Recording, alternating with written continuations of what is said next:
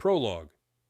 Padron Neal, leader of the Children of the Light, discusses the chaos caused by false dragons and wars, particularly focusing on a report claiming a young man has declared himself the Dragon Reborn, stirring turmoil. Niall orders Jaichim Caridin, an inquisitor, to ensure this false dragon, Rand al'Thor, does not die, while preparing for potential threats from Aes Sedai. Ordeath, a mysterious figure, reveals knowledge of Rand and other dark friends from the Two Rivers, hinting at larger schemes. Meanwhile, Caridin faces pressure from a Myrddraal to kill Rand al'Thor or suffer dire consequences. In Chapter 1, Perrin Aybara waits with a group of Shienaran soldiers in the Mountains of Mist. They are on guard, watching for an unknown arrival, while Perrin senses an unsettling presence. A raven appears, possibly a spy, but Perrin and the others shoot it down. Soon, a woman named Leia, from the Tuatha An, arrives with news for Moiraine. Despite Leia's pacifist beliefs, Perrin is frustrated by her stance on non-violence in the face of evil. The group escorts her to their camp, as they remain vigilant for further dangers. In Chapter 2, Perrin meets Leia, a Tuatha An woman, who seeks Moiraine immediately. Min shares a disturbing vision of Leia's death, troubling Perrin. Meanwhile, Rand, struggling with his identity as the Dragon Reborn, argues with Moiraine and isolates himself. Perrin finds Rand reflecting on his burden and fear of madness from using saidin. As Rand channels the One Power uncontrollably, causing the ground to tremble, Perrin warns him of the danger. Rand expresses fear of failure in the last battle. Perrin urges Rand to return to camp, but Rand remains lost in thought, hinting at troubling dreams. In Chapter 3, Perrin navigates camp tensions following tremors caused by Rand. Moiraine is unsettled, and Perrin senses an argument with Rand is imminent. Moiraine tells Perrin Leia is resting after being healed. Min, upset with the situation, refuses Perrin's offer to leave. Moiraine shares news of White Cloaks gathering on Almoth Plain, but oddly avoiding Dragonsworn. Lon warns of soulless assassins, unsettling the group. Moiraine urges caution, feeling a sense of impending danger. As night falls, Perrin struggles with his connection to Rand, and ominous dreams await him as he attempts to sleep. In Chapter 4, Perrin experiences a series of unsettling dreams. He first encounters a well-dressed man who urges him to abandon his axe and embrace a different path, but Perrin resists. Later, a beautiful woman tempts him with glory, but again, he refuses. Perrin finds himself in a strange realm of bridges, spires, and mysterious figures, witnessing a fiery confrontation between three men. He then dreams of the sword Kalendor, but is unable to reach it. Finally, a wolf warns him of approaching danger, and Perrin awakens, disturbed and aware of an imminent threat. The Twisted Ones come. In Chapter 5, Perrin fights off a Trolloc attack, but is unable to save Leia, who is killed by a Myrddraal. He connects deeply with the wolves during the battle, but feels conflicted about this bond. Moiraine heals Perrin and the wounded wolves, but collapses from exhaustion after healing Rand's reopened wound. Rand, frustrated by his inability to control saidin, voices his doubts about his role as the Dragon Reborn. Lon urges Rand to focus on his duty, while Rand resolves to keep fighting despite his discomfort with what he's becoming. The group prepares for the next steps. In Chapter 6, Perrin discovers Rand is missing and learns from Min and Moiraine that Rand left to hunt Ba'alzamon, intending to protect them. Moiraine is worried about the threat from the Forsaken and decides they must follow Rand. Meanwhile, Min expresses frustration at being left out of Moiraine's plans.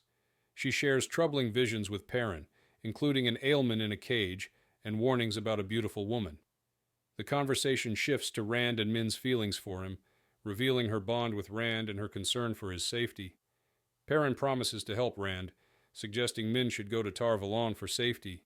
In Chapter 7, Perrin and his companions descend from the mountains into the spring, noting the changes in scenery and weather. Lan leads the group by following Rand's tracks, using various signs to navigate. Moiraine's impatience with Lan leads to banter about a mysterious green sister named Mirel. As they travel, Perrin becomes frustrated with Moiraine's authoritative nature, but finds it difficult to resist her requests. They eventually reach the forested foothills of Gialdan, where signs of civilization appear. Despite the presence of wolves, Perrin feels an urgency to find a village, leading them to Jara. In Chapter 8, Perrin and his companions arrive in Jara, where they meet Simeon, the innkeeper. He tells them about recent weddings and chaos caused by the Children of the Light. Perrin learns that Rand had been there but left east, pursued by danger. Moiraine realizes they must find Rand quickly. She visits Simeon's brother, Noam, who has been driven mad. Moiraine concludes that Noam can't be healed. Perrin, seeing Noam's condition, persuades Simeon to let him go free. They discuss Perrin's yellow eyes, linking him to rumors of dark friends, and Simeon agrees to bring Perrin food to avoid attention. In Chapter 9, Perrin struggles with his connection to wolves and visits Moiraine for answers about his fears. She reveals that dreams can be dangerous for him, emphasizing the uncertainty of his situation. Despite his determination to resist becoming like Noam, he feels the weight of being Ta'veren alongside Rand and Mat. Perrin experiences a terrifying dream where he encounters shadows and a familiar wolf, Hopper, who warns him of great danger. He wakes up shaken and bloodied, realizing the dream's impact. Meanwhile, Rand faces his own challenges, using the one power to fend off a threatening dog as he seeks to reach Tyr. In Chapter 10, Egwene Alver is eager to reach Tar Valon for training and is disturbed by dreams of Rand. Traveling with Nynaeve, Elaine, and Mat, they encounter the Children of the Light. Varen Sedai attempts to maintain calm as the White Cloaks confront them. Egwene, determined to resist capture, channels the one power, causing the ground to erupt and scare off the White Cloaks. Varen scolds the young women for using their powers as weapons, emphasizing the importance of the three oaths. The White Cloak officer, Dane Bornhald, expresses anger over his father's death at Falma, revealing tensions tied to their journey. As they approach Tar Valon, Varen warns of greater dangers ahead. In Chapter 11, Egwene and Varen arrive at Tar Valon, passing through the village of Darain under military watch due to tensions with the White Cloaks. They enter the city, where Egwene is captivated by its beauty. Varen warns Egwene, Nynaeve, and Elaine to remain silent upon entering the White Tower. They meet Sheriam Sedai, who orders Mat to be taken for healing and stresses the urgency of their situation. Sheriam reprimands the girls for their reckless behavior, assigning them to their rooms with strict instructions. Faolain and Theodrin, two accepted, are tasked with supervising them as they await the Amirlan seat's judgment. In Chapter 12, Siwan Sanche, the Amirlan seat, paces her ornate study, contemplating the implications of Varen's return. Varen requests an audience, bringing urgent news from Falme. Rand al'Thor has proclaimed himself the Dragon Reborn. Siwan feels a mix of relief and concern, as the false dragons are no longer a threat. Varen reveals that Matrim Kauthon has sounded the Horn of Valair, but lies dying due to a Shadar Logoth dagger. Siwan decides to hide the horn until further notice and discusses the potential return of the Seanchan, who use the one power in battle, stressing the need to focus on immediate threats. Siwan then turns her attention to Nynaeve and the other girls. In Chapter 13, Egwene reflects on her confinement and communicates with Elaine about their treatment following their discovery of Liandrin and the Black Ajah. Interrupted by Faolain, Egwene is summoned to meet the Amirlan seat, who informs them of severe punishments for their unauthorized actions. The Amirlan emphasizes the gravity of their situation, stating that Elaine's mother, Queen Morgus, wants her back in Caemlyn, but agrees it's safer for her to stay longer. Elaine expresses her desire to become Aes Sedai, while the Amirlan insists she will not let her leave until she achieves her potential. In Chapter 14, the Amirlan seat discusses the aftermath of recent events, revealing that rumors about dark friends in the tower are spreading, but she has managed to keep the truth concealed. Nynaeve questions whether they will face further punishment, and the Amirlan hints at serious consequences. She entrusts Nynaeve and Egwene with hunting the Black Ajah, asserting their potential to confront Liandrin and her associates. Despite their doubts, they reluctantly agree to the task. The Amirlan provides them with secret orders that grant them authority, warning them of the dangers ahead, while Nynaeve expresses concern for Mat's condition. In Chapter 15, Egwene and Nynaeve navigate empty corridors, anxious about the potential threat from the Black Ajah. Nynaeve warns that they must be cautious, as they may be viewed as a threat. As they reach Egwene's room, a crossbow bolt narrowly misses them, and they discover a dead man, later identified as a gray man, lying in the corridor. Sheriam Sedai confirms his identity and advises them to keep the incident quiet. Afterward, Egwene learns that the crossbow bolt is missing, implying another gray man is still on the loose, emphasizing the ongoing danger they face. In Chapter 16, Nynaeve's room is larger and more comfortable than the novice quarters. Egwene, Nynaeve, and Elaine are visited by Elaine's brothers, Gon and Galad, who express concern for their safety, citing recent murders in the White Tower and rumors of the Black Ajah. Nynaeve orders them to leave, asserting her authority in the room. After they depart, the women discuss the danger posed by the Black Ajah and the potential risks regarding their friend Mat, who needs healing. Nynaeve proposes they work together to heal him, despite the dangers involved in combining their abilities. In Chapter 17, Elaida, a powerful Aes Sedai, confronts Egwene, Nynaeve, and Elaine about their recent disappearance and the Black Ajah. Elaida criticizes Nynaeve for clinging to her village roots and reprimands Elaine for her actions, warning her of the risks involved in being Aes Sedai. She reveals the presence of the Black Ajah and insists on knowing why they left. Egwene fabricates a story about Mat's illness, but Nynaeve asserts that the Amirlan seat had commanded them to forget their transgressions.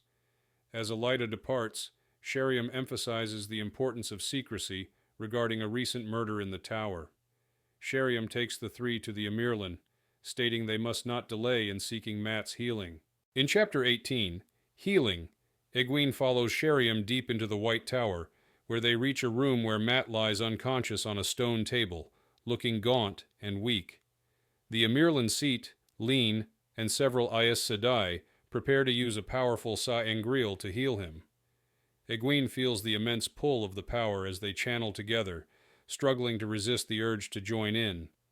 Mat fights against the healing, shouting in the old tongue about battles and freedom.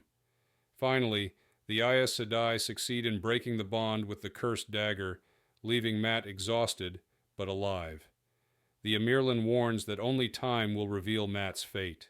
In Chapter 19, Awakening, Mat slowly regains consciousness in a lavish room, overwhelmed by fragmented memories and dreams of battles, Aes Sedai, and the cursed dagger from Shadar Logoth. He realizes he is in Tar Valon, having been healed after his illness.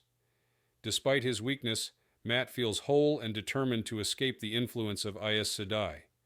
He recalls his friends Rand, Egwene, and Nynaeve, wondering about their fates. Mat contemplates the potential of trading the ruby from the dagger and plans to find Egwene and Nynaeve, hoping they have reconsidered their desires to become Aes Sedai. A knock interrupts his thoughts. In Chapter 20, Mat is visited by Selene, who reveals her interest in him and hints at manipulation by the Aes Sedai, claiming he is more significant than he realizes. She informs him that his father, Abel Cawthon, came to Tar Valon searching for him, and that Rand is attempting to escape. Mat then encounters the Amirlan seat, who informs him he is linked to the Horn of Valeri, which he must blow in the last battle to summon heroes. She warns Mat of the dangers posed by Dark Friends, urging him to remain silent about the horn and his link to it. Mat contemplates his precarious position between Selene and the Aes Sedai, feeling trapped in Tar Valon and seeking a way to escape their control. In Chapter 21, Egwene hurries through the dim corridors of the Aes Sedai quarters, feeling exhausted after a long day of work. She meets Varen, who shows her a fragment of a mysterious text about Baalzamon, emphasizing the Dark One's influence. Varen then gives Egwene a list of information about Liandrin and her companions, as well as discussing Egwene's potential as a dreamer, a role last held centuries ago. Varen presents Egwene with a terangrial, which can facilitate entry into Teleran Rayad, the world of dreams. Egwene feels both anxious and excited about her new responsibilities as she leaves Varen's quarters. In Chapter 22, Egwene is summoned by Sheriam for her acceptance ceremony, where she must enter a terangrial and face her fears. Inside, she envisions an ideal life with Rand, only to confront painful choices. After emerging shaken, she faces Rand, who pleads for her to kill him to avoid being turned to the shadow. Egwene cannot do it and steps into another reality, discovering she is the Amirlan seat. Elaida demands Rand's gentling, and Egwene realizes the threat posed by the Black Ajah and the Myrddraal. She escapes a storeroom, learning that Rand is in the traitor's court, preparing to save him against overwhelming odds. In Chapter 23, Egwene emerges from the ter'angreal, angered by her memories of betrayal. Surrounded by the Amirlan and Aes Sedai, she undergoes a ceremony that washes away her ties to her past, sealing her as accepted of the White Tower. Despite her new status, doubts linger, especially after Elaida's harsh words, suggesting Egwene's wild past will hinder her acceptance. Alanna expresses regret for not preventing the ter'angreal's malfunction, while Egwene grapples with fear and suspicion. Seeking solace, she finds Nynaeve and Elaine, who are distraught over Rand's fate, leading Egwene to break down in tears, feeling helpless. In Chapter 24, Mat wakes up in Tar Valon, determined to escape despite feeling weak. He learns from a guardsman that he can't leave due to Aes Sedai orders. Wandering through the gardens, he encounters Elsa Grinwell before challenging Gawain and Galad to a wager in the practice yard. Despite warnings about his health, Mat fights fiercely, surprising the crowd by defeating Galad after a tense duel. Mat's victory garners attention, but he feels faint from hunger. After the fight, Gawain reassures Mat about Galad's condition, while Mat reflects on his situation and the need to escape. In Chapter 25, Egwene lies on Nynaeve's bed, watching her pace while Elaine studies Varen's list of names. They discuss dreams Egwene has had about Rand, Mat, and Perrin, hinting at their significance. Nynaeve expresses frustration over the name's uselessness, while Elaine argues that their distribution hints at a larger pattern among the Black Ajah. They consider the implications of Varen and Alanna possibly being Black Ajah members, deciding they must be cautious. Egwene insists on using a stone ring connected to the Black Ajah in her dreams. Else arrives with a message from the Amirlan about Liandrin's belongings, prompting Egwene to chase after her as she runs away. In Chapter 26, Egwene, Nynaeve, and Elaine explore the empty halls of the Accepted's galleries, searching for someone. Egwene recalls encountering a mysterious tall woman she suspects is Aes Sedai. They navigate to the library and discover a locked storeroom containing 13 bags sealed with the flame of Tar Valon. Nynaeve uses her strength to break the chain, and they find belongings belonging to several Aes Sedai, all suggesting a journey to Tyr. They suspect a trap set by the Black Ajah, feeling it is too obvious to be genuine. They decide to take the findings back to Nynaeve's room for safekeeping. In Chapter 27, Egwene, Nynaeve, and Elaine discuss mysterious items found in their quarters while preparing for Egwene's next visit to Tel'aran'rhiod. Egwene dreams of Perrin, who is chained, and Rand, who struggles against the Dark One. After waking from a troubling dream, she decides to return to Tel'aran'rhiod for answers about the Black Ajah. The group concludes they need to go to Tyr, as the Black Ajah is likely there. Elaine plans to inform her mother, while Nynaeve emphasizes caution. They agree to leave the tower discreetly, aiming to depart after breakfast. In Chapter 28, A Way Out, Mat is visited by Nynaeve, Egwene, and Elaine while he recovers from illness. They express concern for his health and reveal their intentions to ask him a favor, to deliver a letter to Elaine's mother in Caemlyn. Initially resistant, Mat learns he is restricted from leaving Tar Valon by the Amirlan seat, who wishes to ensure his recovery after his illness. Nynaeve offers him a sealed document from the Amirlan, which will allow him to travel. After some banter, Mat agrees to take the letter, excited by the prospect of visiting Caemlyn. In Chapter 29, Nynaeve, Elaine, and Egwene work in the kitchen under the scrutiny of Laras, the mistress of the kitchens. Nynaeve feels frustrated and belittled while the Amirlan enters unexpectedly, intimidating everyone. After scolding Elaine and Egwene, she reveals to Nynaeve that Sheriam found a dead gray man. Nynaeve expresses her suspicion about Sheriam and Alana, hinting at a trap. The Amirlan confirms that Elsa Grinwell has been sent away, raising concerns about potential dangers within the tower. Nynaeve decides to spring the trap to catch those behind it. The chapter ends with the women eager to leave. In Chapter 30, Mat spends the day in his room, planning and eating until Anaya, an Aes Sedai, visits him. After she leaves, Mat sneaks out of the tower at dusk, determined to escape the city and deliver Elaine's letter. He navigates Tar Valon's bustling streets and enters several taverns, winning a series of dice games and accumulating a fortune. However, he becomes aware of being followed. After a close encounter with two armed men, Mat manages to evade them by climbing rooftops.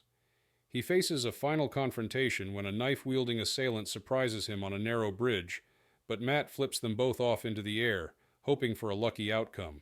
In Chapter 31, Mat Cauthon visits a tavern where he encounters Tom Merrilin, a gleeman who had once saved his life. Tom performs a story, revealing hints of sorrow beneath his jovial demeanor.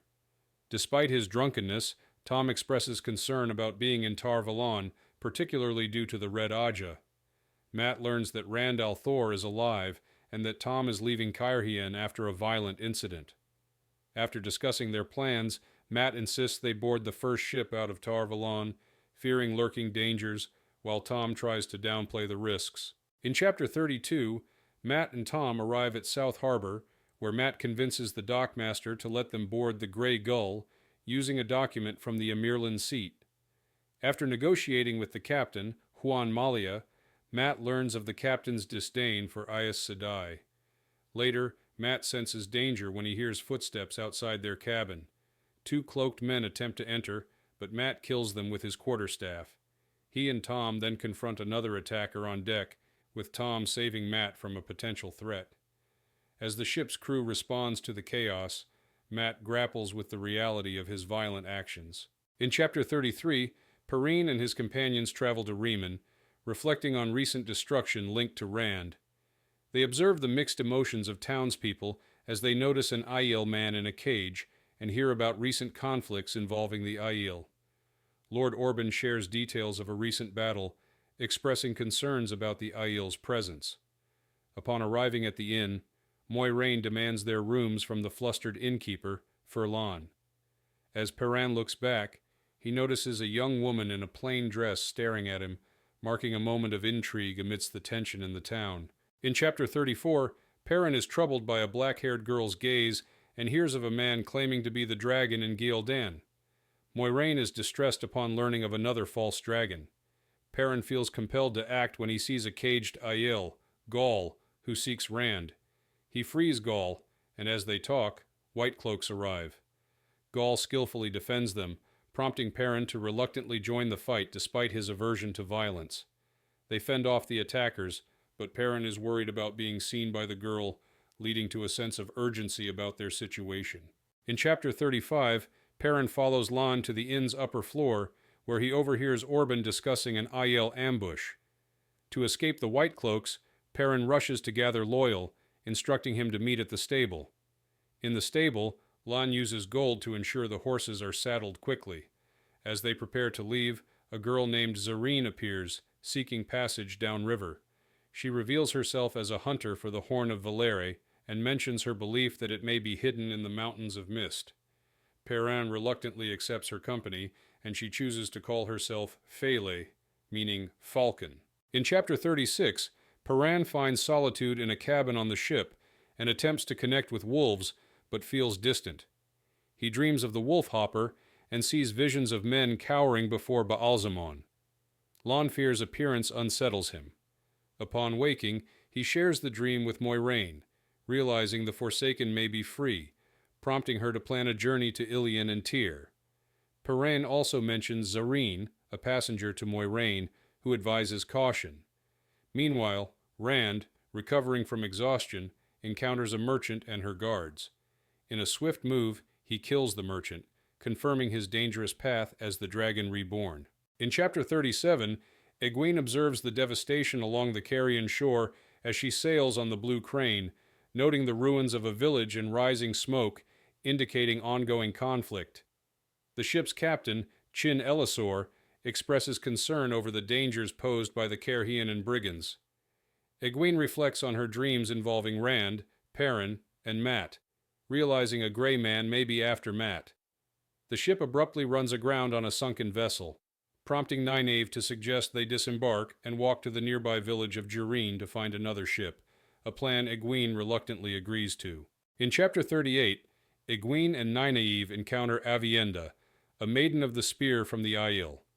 Despite initial unease, they learn that Avienda's friend, Dylan, is gravely injured. Avienda seeks the help of Aes Sedai to heal Dylan. As Nynaeve begins to tend to Dylan's wounds, Egwene realizes the Aiel women are wary of the river and unfamiliar with swimming. Nynaeve expresses frustration at the Aiel's actions, and Avienda explains their bond as first sisters, revealing their cultural practices. The chapter highlights the tension and cultural differences between the Aiel and the Aes Sedai. In Chapter 39, Nynaeve heals Dylan, prompting gratitude from Avienda, who reveals Dylan is her relative. The Aiel search for He Who Comes with the Dawn, which Elaine suspects refers to Rand. They are ambushed and taken captive, awakening in a cell without their rings. Egwene discovers Elaine is gravely injured, and Nynaeve, despite not having her herbs, uses her power to heal Elaine. The women prepare to fight back against their captors. When the Myrddraal appear, Nynaeve, Egwene, and Elaine unleash powerful attacks, ultimately defeating them. The chapter ends with the Aiel assisting the women as they begin their journey south. In Chapter 40, Mat Cauthon arrives in Erangel, where he carries a letter for Elaine amid chaotic scenes of fear and soldiers. After unsuccessfully searching for an inn, Mat wins 2 horses and finds shelter in a stable, where he encounters Aludra, a former Illuminator, who is being attacked. Mat and Tom help her fend off attackers, and she explains her troubles with the Guild, which blames her for a past disaster. Aludra offers Mat a roll of fireworks as gratitude, warning him of their dangers. As they prepare to leave, Mat decides to help her financially before riding into the night. In Chapter 41, the Snow Goose arrives at Ilion, where Perrin observes the bustling harbor filled with ships and the surrounding marsh. Tensions rise as Moiraine learns that Zareen, who insists on being called Fail, wants to join their group. Moiraine offers her a deal. To accompany them, Zareen must swear an oath to follow Moiraine's commands without question. Despite her apprehension, Zareen swears, and Moiraine informs Perrin that he is now responsible for her. As they prepare to leave, Perrin grows frustrated by the women around him, while Lan, Moiraine, and Loial lead the way into the city. In Chapter 42, Perrin, Zareen, and Loial arrive in Ilion, feeling an unsettling atmosphere despite the city's vibrancy. They settle at an inn called Easing the Badger, where Nita discusses tensions related to Lord Bren's rising power. Moiraine warns of impending danger. As they eat, 6 men suddenly draw knives, and Perrin alerts the group, resulting in a chaotic fight. Perrin defeats the attackers, later revealed to be Grey Men. Afterward, Moiraine decides to leave alone, instructing Lan to take Perrin with him to report to the Amirlan about recent events, hinting at Perrin's importance in the pattern. In Chapter 43, Perrin senses something is wrong as he encounters 2 dead Grey Men, puzzling over how he detected their presence. Lan and Perrin investigate outside, where they find tracks of a Darkhound, a dangerous creature unseen in the area for centuries.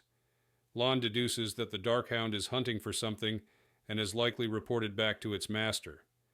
Perrin's nightmarish dreams reveal danger, including Baalzamon and the Shadow Brothers, suggesting that Perrin is a target.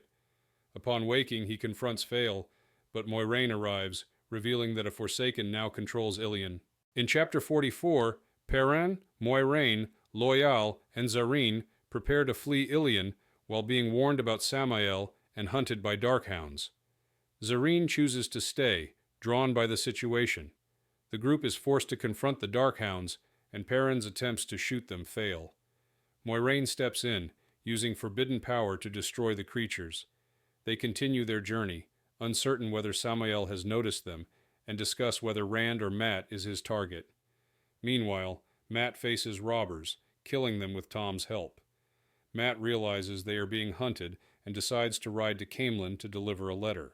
In Chapter 45, Matt and Tom arrive in Camelin, a bustling and wealthy city. Matt is struck by the city's grandeur, which is comparable to Tar Valon, as he makes his way through crowded streets to deliver a letter from Elaine to her mother, Queen Morgus. After a tense encounter with a dismissive and rude officer at the royal palace, Matt is accused of being a dark friend and flees from the guards. He eventually reaches the Queen's blessing, where he reunites with Tom and Basil Gill. Matt decides to find an alternative way to deliver the letter without facing the palace guards again. In Chapter 46, Matt sneaks into the royal palace to deliver a letter from Elaine to Queen Morgus. He overhears a plot to kill Elaine, Egwene, and Nynaeve, orchestrated by a man called Gabriel, Morgus's advisor. Matt is caught by a guardsman, Talonvor, who leads him to the Queen. Gabriel intercepts the letter and questions Matt about Elaine. Matt, pretending to be someone else, denies any knowledge of her whereabouts. Gabriel dismisses Matt, paying him for delivering the letter, while Morgus listens intently to Gabriel's manipulative counsel. Matt leaves, concerned about the plot. In Chapter 47, Matt delivers Elaine's letter to Queen Morgus with the help of Talonvor, all while Gabriel remains unsuspecting of Matt's knowledge of his plot. Matt escapes the palace but becomes suspicious of Talonvor's loyalties. At the Queen's blessing, Matt shares what he learned with Tom and the innkeeper, Gill. Gill provides background on Gabriel's rise to power. Matt reveals Gabriel's plan to kill Elaine, Egwene, and Nynaeve. Tom agrees to join Matt on his journey to Tyr, preferring it over Camelin, and they plan to leave quickly, hoping to outpace danger. In Chapter 48, Egwene, Nynaeve, and Elaine arrive in Tyr aboard the Darter. Nynaeve, wary of being watched by the Black Ajah, leads them to a wise woman, Mother Gwenna, for advice. After some conversation, Nynaeve reveals they are after dangerous dark friends. Mother Gwenna, impressed by their story, agrees to help by introducing them to Julin Sandar, a skilled thief-catcher. Egwene's frustration with Nynaeve's manipulation causes tension, and Elaine slaps her, reminding Egwene they must work together for survival.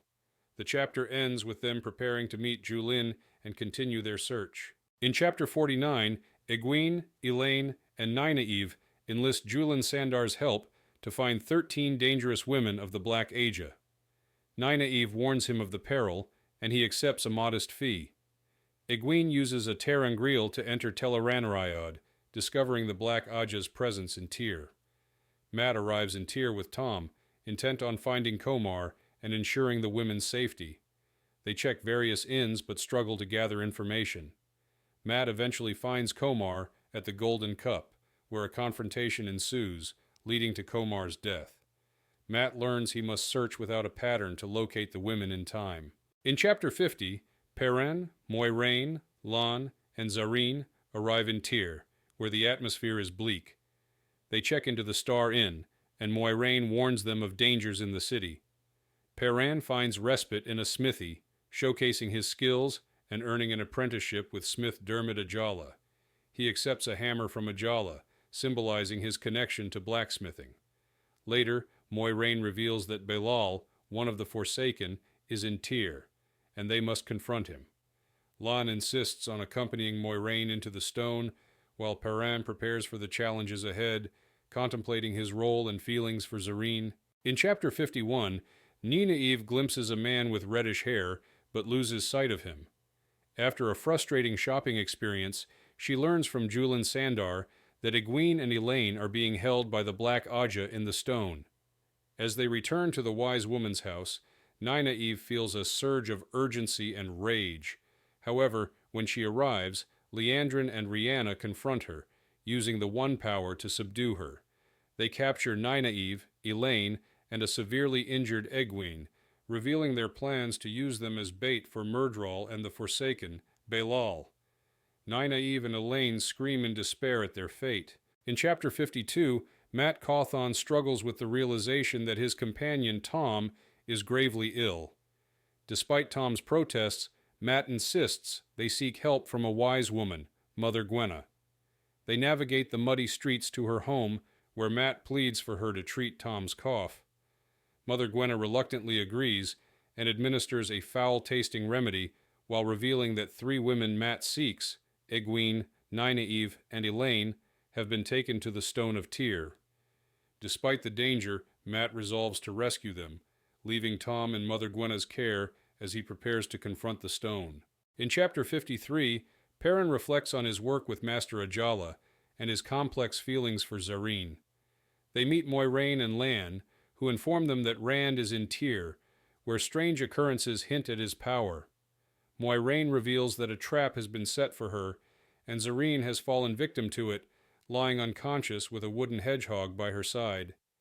Moiraine suspects that Zareen is trapped in a dream world, possibly the world of dreams. Defying Moraine's orders to leave, Perrin vows to rescue Zareen, who he now calls Fail, and enters the wolf dream, determined to find her with the help of Hopper, a fellow wolf. In Chapter 54, Matt navigates the rooftops of Tyr, devising a risky plan to infiltrate the stone. He is ambushed by 4 Aiel, but is saved by Juilin Sandar, a thief catcher. Matt reveals his intent to rescue friends imprisoned inside, and Sandar offers to lead him to a small entrance. Matt creates a diversion with fireworks, allowing him to enter through an enlarged arrow slit. Inside, he encounters defenders of the stone and fights them, soon joined by Sandar. Meanwhile, Rand is determined to retrieve Callandor, and Egwene, Nynaeve, and Elaine, imprisoned, plot their escape as alarms sound. In Chapter 55, Rand confronts Balal in the Callandor chamber, where Balal taunts him about imprisoning Egwene, Nynaeve, and Elaine. Despite doubts about being the Dragon Reborn, Rand battles Balal, who is ultimately destroyed by Moiraine. As Baalzamon appears, Rand claims Callandor's power and vows to end the conflict, pursuing Baalzamon through a new doorway. Meanwhile, Matt discovers a restrained Aes Sedai, who leads him to rescue Egwene, Nynaeve, and Elaine. The women, grateful yet determined, resolve to confront their captors. Perrin searches for Fail, breaking through obstacles, while Rand navigates a collapsing reality in his pursuit of Baalzamon. In Chapter 56, the people of Tyr awaken to dreams of Rand battling Baalzamon, prompting fervent declarations of him as the dragon. Matt observes the crowd and reflects on Rand's presence, noting the tension among the Aiel and the High Lords. Moiraine reveals the discovery of a seal related to the Dark One, emphasizing the dangers still present, including the Forsaken and the Black Ajah. Ruark explains the Aiel's connection to the dragon. As a messenger from Mayene, Berelain, enters, Moiraine reads a message signed by Lanfear, warning Matt that their challenges are far from over. The chapter concludes with the persistent cries of "The Dragon!" Al Thor, echoing through the city.